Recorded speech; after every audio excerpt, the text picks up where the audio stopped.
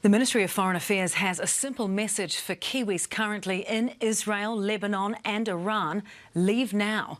And for anyone thinking of visiting the hotspots, don't. Because if you think America might step in and calm things down, Diplomacy on Show today suggests think again. Laura Tupou reports.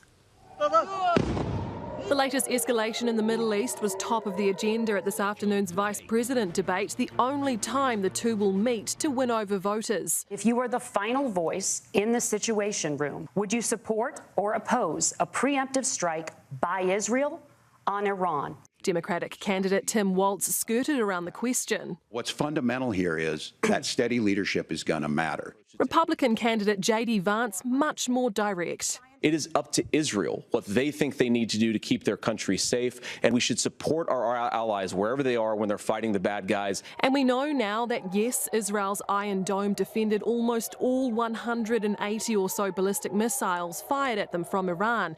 But two U.S. Navy destroyers also fired interceptors to shoot down about a dozen of the missiles. President Joe Biden and Vice President Kamala Harris watched it all unfold live from the Situation Room. Based on what we know now, the attack appears to have been defeated and ineffective. Make no mistake, the United States is fully supportive of Israel. The US has deployed more than 40,000 military personnel to the region over the past year and remains loyal. We have made clear that there will be consequences, severe consequences for this attack, and we will work with Israel to make that the case. A divergent path from the ceasefire the US has been calling for. But earlier the White House warned of Tehran's attack hours beforehand in the hope it might be avoided. That tactic failed, and so did Israel's attempt. Israel was able to communicate messages to Iran before this operation, warning them that if they planned something like this, if they carried out something like this, they should expect a direct response. Meanwhile, our Foreign Affairs Minister said in a statement, New Zealand unequivocally condemns Iran's attack on Israel overnight. We urge all parties to step down from further retaliatory action. Maximum restraint and diplomatic solutions are essential. And our advice to New Zealanders is clear and simple: do not travel to Lebanon, Israel or Iran. And if you are in those countries, leave now.